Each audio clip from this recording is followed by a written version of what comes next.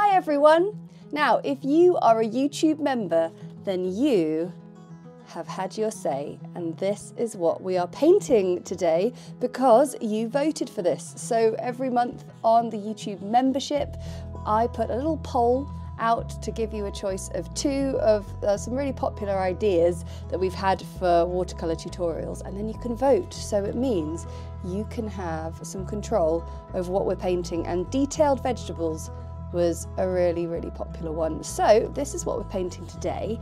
If you want to join our YouTube membership and support the channel and get access to some lovely perks like some hand-painted emojis to use in your comments, a little badge to show that you're with the channel, and of course some extra perks like voting for tutorials, then you can find all of that in the join button just below the video. And for now, grab your paints and let's get started.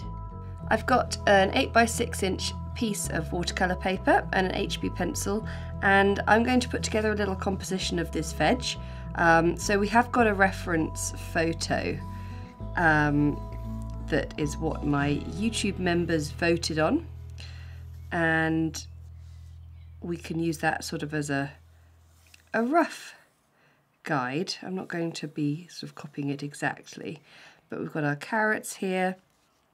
I'm going to put in some garlic cloves. There might be a slight bit of artistic license on the size of things, size and scale of things. Then we'll have a cauliflower just sort of coming off the edge, maybe with a leaf.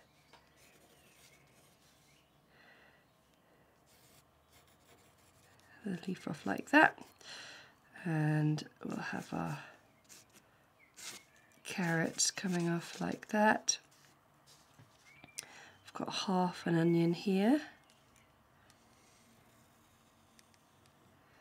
So this is the great thing. If I've been asked lots of times on the channel, please can you do veg, please can you do detailed veg and things, and because I've sort of left the choosing of tutorials either to myself or as a privilege of supporting the channel either through Patreon and now through YouTube membership, it's really nice to be able to paint the things that you really want. And then we'll have a potato or two.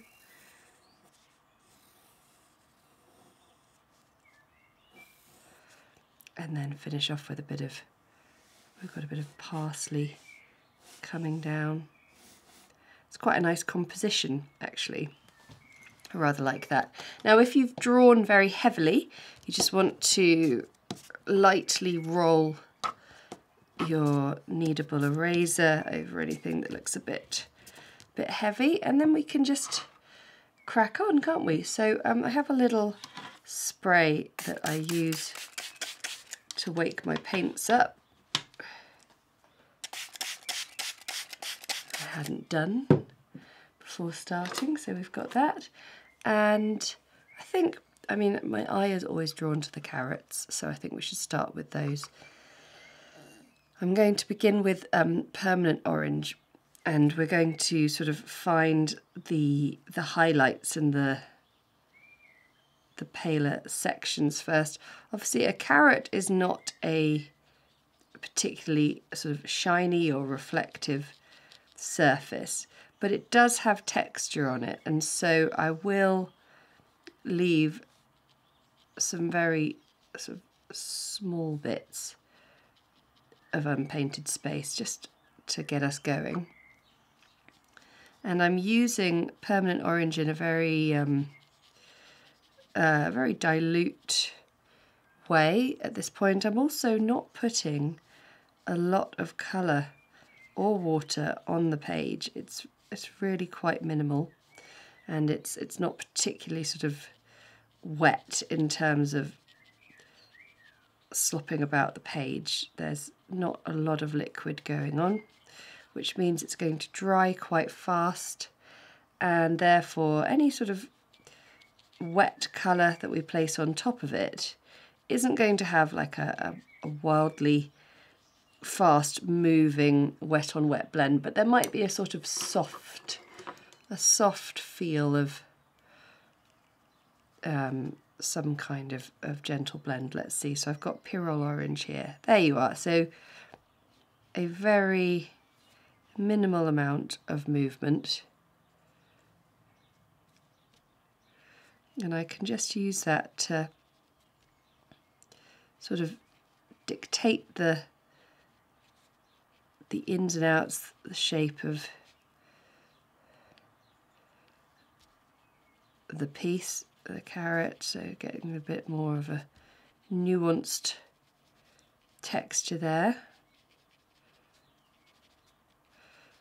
So if you, I get a lot of people asking just in the comments, can you paint this, can you paint that?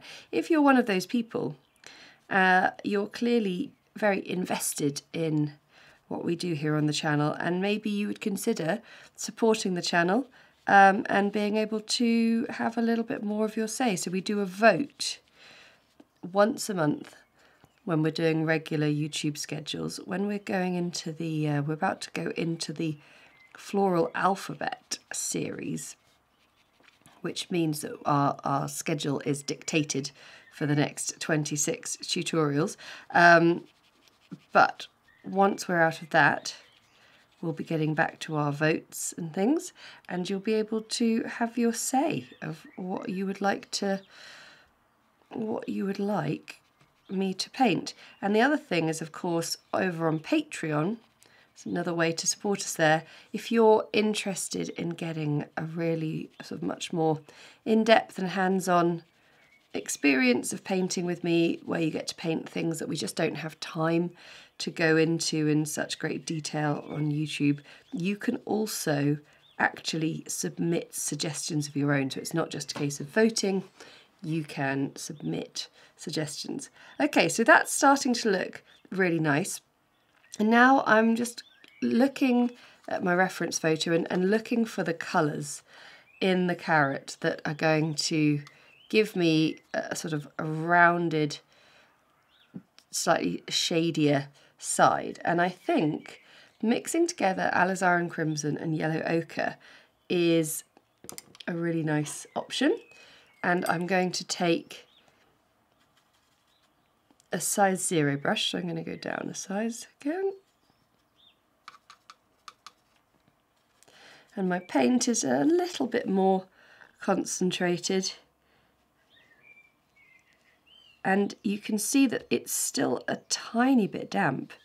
And at this point, I'm just putting in a very sort of small amount just on the edge, and then I can use it with a clean wet brush to just draw it in up and down the sides.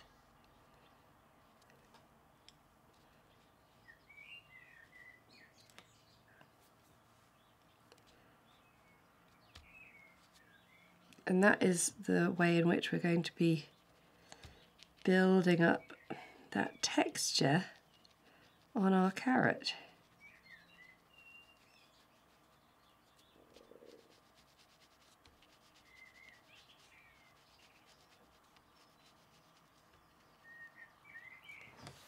So I'm now going to do a similar thing with the other veg, so starting off with base layers and building up textures. So I've got raw sienna here for my potato.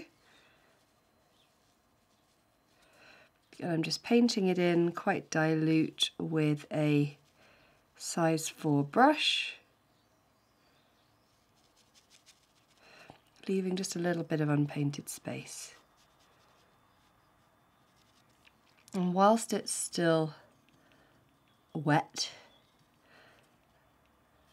I've got burnt sienna, so I'm just going to drop in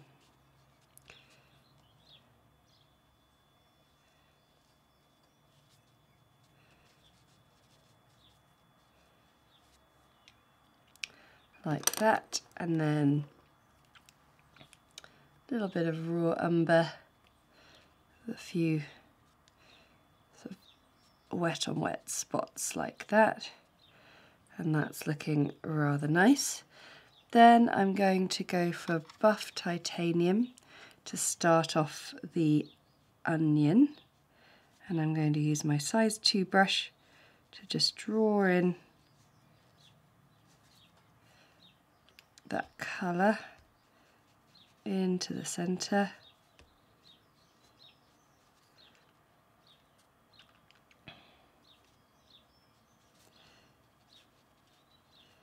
And like I say, we're going to be slowly building up these layers, so it's a bit of raw sienna.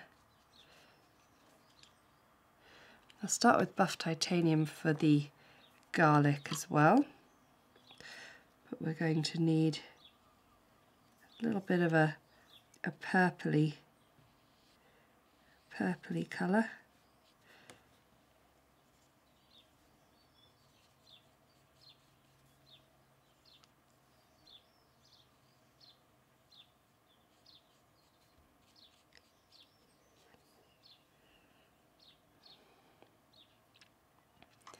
If I put some of that into here, bit of imperial purple into that mix, that's a great colour.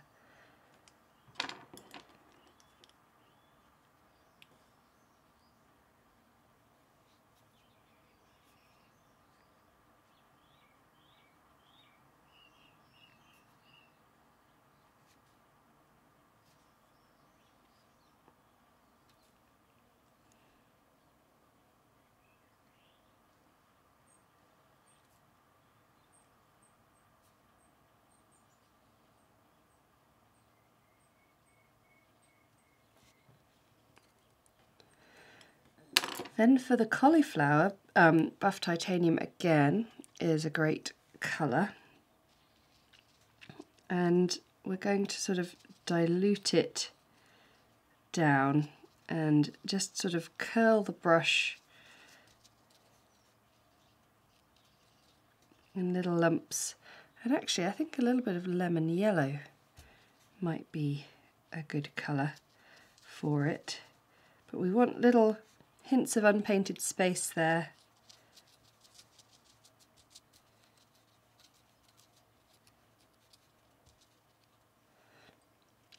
And then that's quite a good colour for the pak choi. I need some green gold.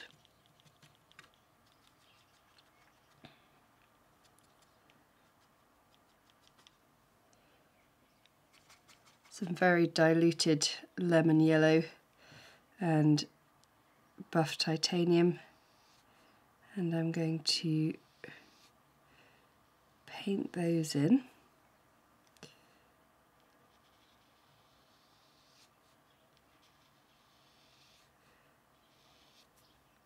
Clean wet brush to just soften that shape.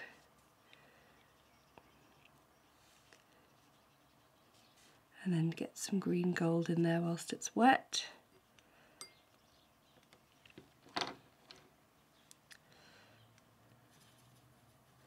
And blend into some sap green, which will turn into those lovely, lovely green leaves. So when you're painting, even detailed, the beginnings of your watercolour painting will look a bit more like a loose watercolour painting. And the nice thing is you can sort of track the stages and styles.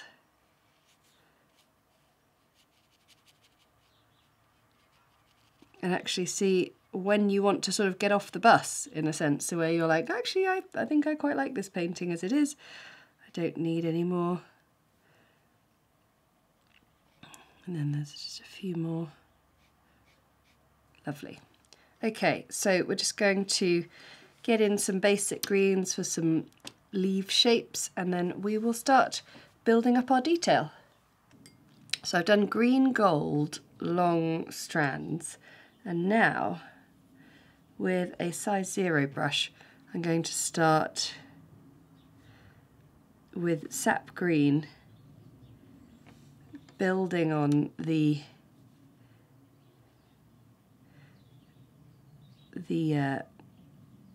long leaves with all the little extra fronds, just using a sap green and sort of starting with a line and then doing shorter little ones like that either come off both sides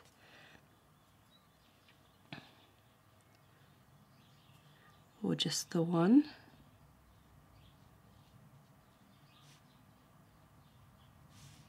And then I will just give it a little bit of extra green like that.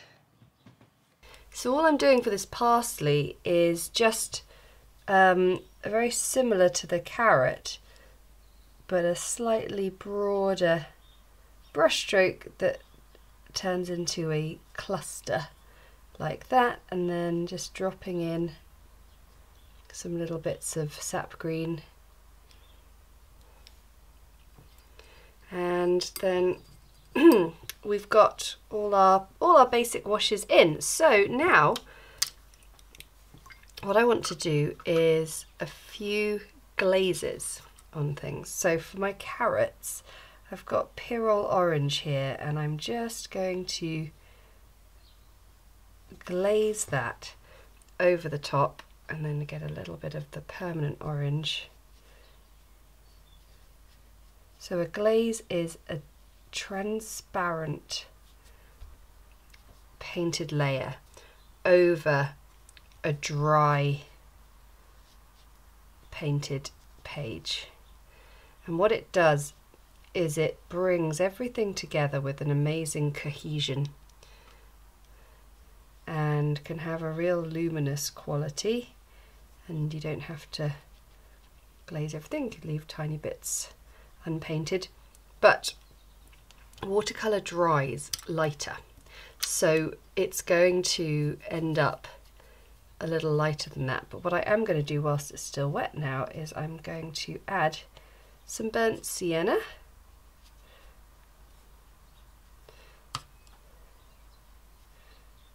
So a lot of watercolour is just layering up slowly, because you can always you can always add, but it's hard to take away. So I'm about to contradict my whole statement there. And suddenly these carrots are looking both vibrant and rather three-dimensional at the same time. So let's do the same on our potatoes. I'm going to take some quinacridone gold over here, and I'm going to begin by glazing that over the top of this layer. So we had that little bit of unpainted space, painting over the whole thing, and that just looks so much more luminous and interesting. And then I'm going to get some more burnt sienna, as well as some Payne's grey, and just start to give it just a little bit more of an interesting texture. So you can see how the potatoes and the carrots really stand out at this point. So I'm now going to take the pak choi, and I've got green gold, and I'm going to glaze on top of this.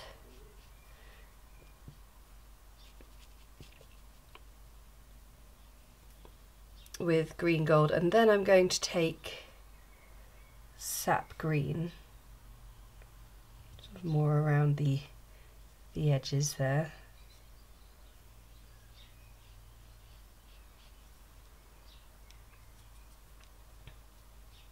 If you're new to glazing in watercolour, the key thing to know about it is not all watercolours are as suitable for glazing as each other, because you want to find a nice transparent colour, and that means to look at the tube, at the packaging, and it'll tell you if it's an opaque or a transparent or a semi-opaque watercolour.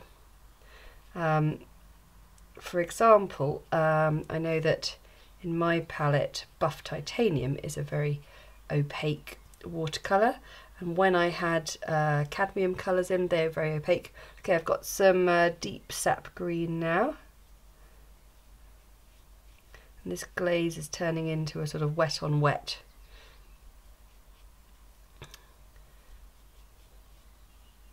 Layer. I'm going to place in a few streaks of it in here. And then I'm going to go down a size, I'm going to go to my size 2 brush and come up to the sections up here, and I've got some very dilute Payne's Grey Burnt Sienna here. I've just added some green gold in. What I'm going to do is just glaze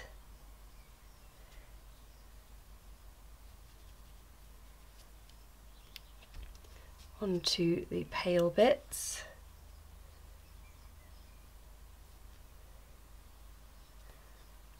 And glazing can mean adding texture as well. It's not just about painting a wash over the top of something.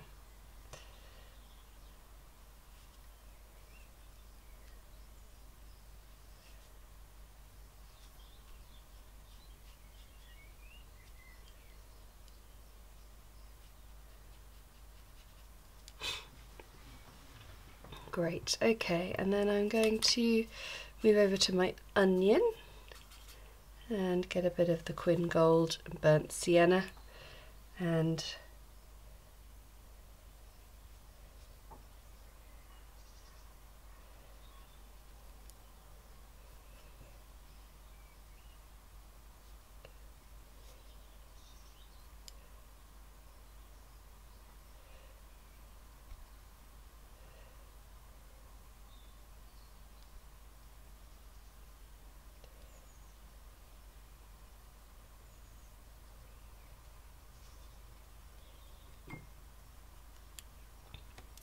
then down here with my garlic, I think the Quin Gold will be good again, just to start to bring out some of that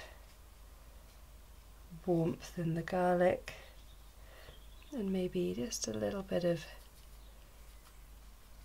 shadow as well, not too much.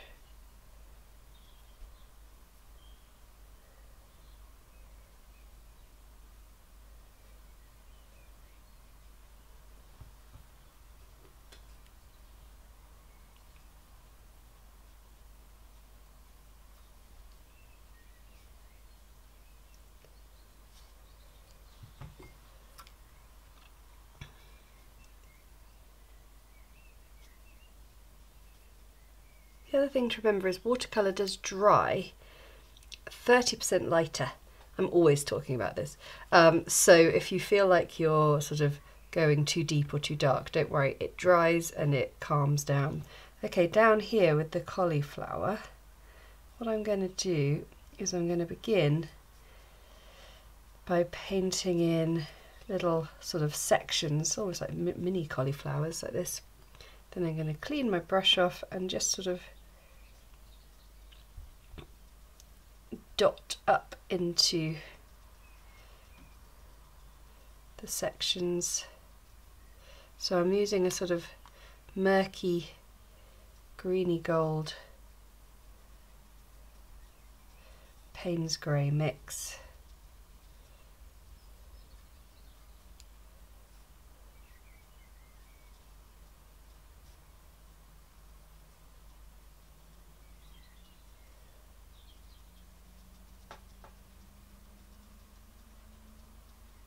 And basically once we've done this, then all that's left to do is a bit of detail. And suddenly we'll have a really cool set of quite detailed veg. Okay, so I have now rubbed out all the pencil, and I really love this moment because I think it looks really cool. And what I'm going to do is I'm going to work my way down top right, down to bottom left, because I'm left-handed, putting in the last little bits of detail and shadow. So this is where our brush size gets even smaller and the colour gets just that little bit more concentrated. So I've got a 4/10 brush here. All my brushes are the ProArt de Winton Paper Co collaboration, which you can get in my Etsy store or on my online shop on dewintonpaperco.com. And yeah, I mean, there's no better advert for something that I use every single tutorial because I just think they're fantastic. So and a lot of you agree, which is really cool. They're synthetic bristles, which means they've got quite a lot of snap to them, which means they're stiffer than like normal sable brushes. So it just means that if you're doing sort of more illustrating work, small detail work, like what I tend to do a lot of, these just work really well. So anyway, now I've got this smaller brush and I am working my way through the parsley, putting in a much more sort of concentrated and detailed low light and accent here and there. And it's an opportunity to put a little bit more detail on if you want to sort of add. See, I can turn that into a sort of more three-dimensional leaf. You can help strengthen colour if it's sort of layered up over something and you just want to give it a helping hand. All that kind of thing. And then for the potatoes, it's just a little bit more, just a few sort of speckles that are dry. So not so much about blending in. We want these ones to stick out a little bit more. So I will soften one or two of them. But yeah, there's not a huge amount extra that needs to be done on those potatoes. Now the onion. So I want to do a little bit of quinacridone gold just sort of around the base there. Just get a little bit more of that texture running up the side. And then we want some brown tones to really pick out this sort of dried onion skin.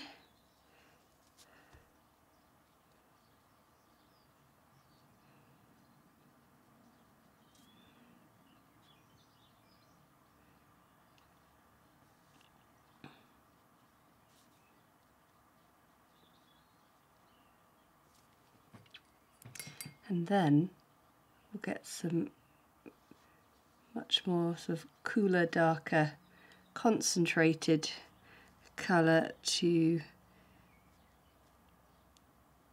make some more of the sort of curly, sort of dried out root at the end of the onion.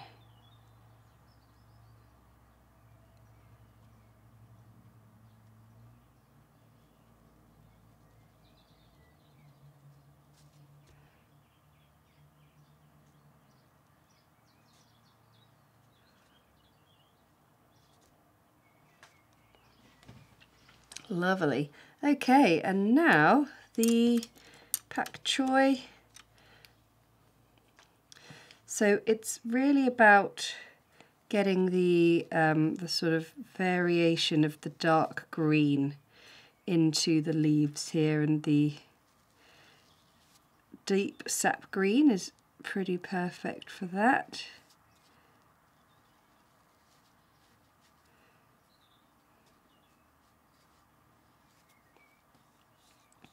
And if you want to, you can use this to also help you sort of pick out the leaf veins. So there's sort of light and shade.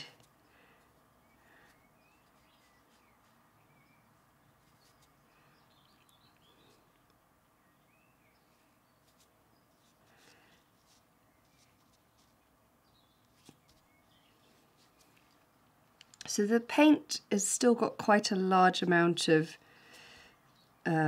liquidity in it. It's got quite good movement in it, but it's not so strictly a glaze because it is that bit darker and heavier.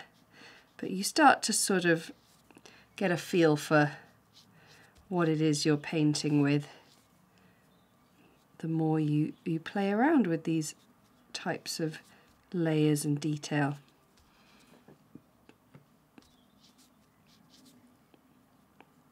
And quite often, I mean, I'll paint a tutorial for YouTube or Patreon, and there's every sort of chance that I could just, if I was painting it for myself, I'd just keep going with the layers because I love adding more and more here and there. I just find it very satisfying. Okay, so that's looking nice. And there is some just extra little bit of yellow just coming off for these little shorter roots, and we'll get a little bit of it in there.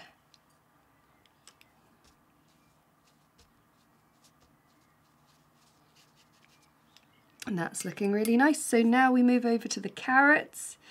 So a bit of deep sap green now on some of these leaves, and maybe an extra leaf here and there.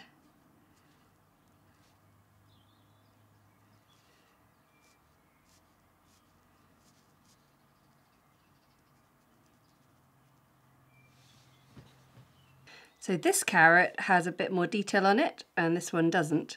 So I've got some burnt sienna, Payne's grey, and beginning with just getting a little bit of that darkness up around the top. And I'm using a size 0 brush and just sort of looking for the obvious little nooks and crannies in the carrot to start, and then clean the brush off and start to sort of blend those in a little bit.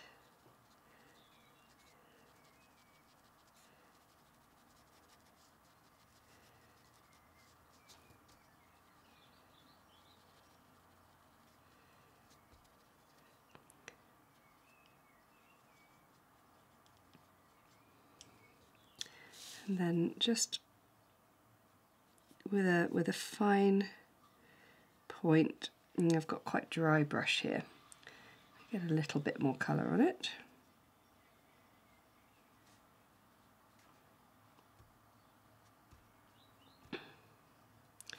You can just extend some of those lines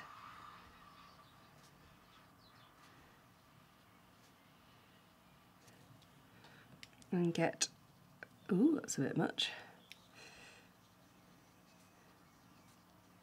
some of that texture, and it's sort of turn into a bit of a shadow.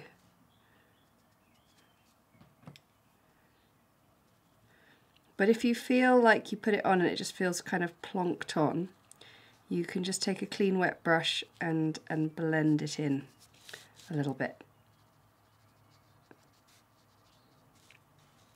Okay, and now we're nearly at the bottom. We'll take a little bit of some earthy tones and just complete our little garlics there. They have a little bit of that at the bottom, and a bit more of a shadow. It's sort of kind of done. Let me see if I get some purple mixed into the earthy tones.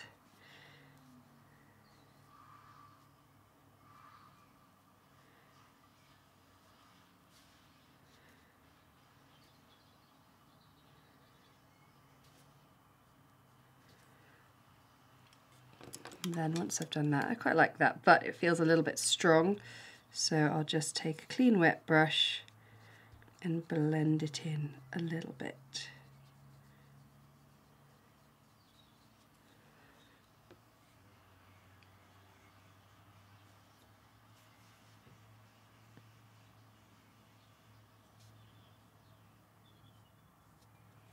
That's looking good.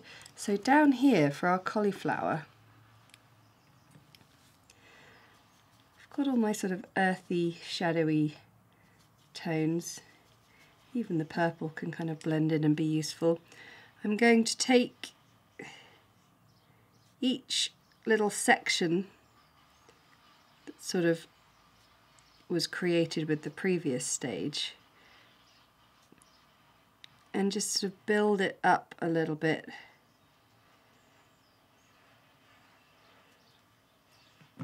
And if it feels a bit much, you can just go back in with a clean wet brush and soften it and blend it in a little bit more.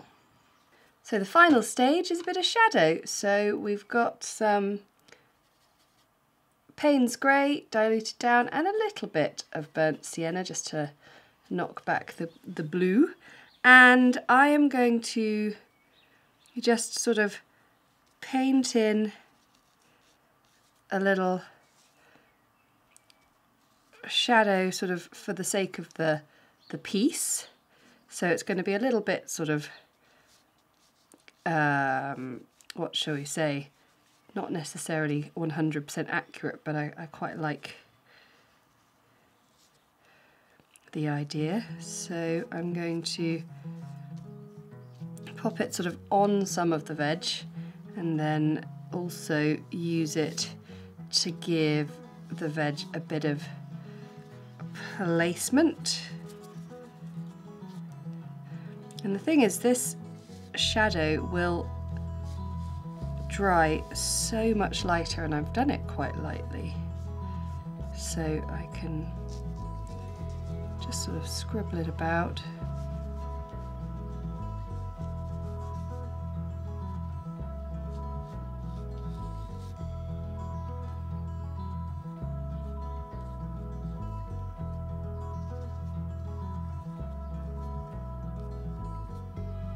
And there we have our detailed veg.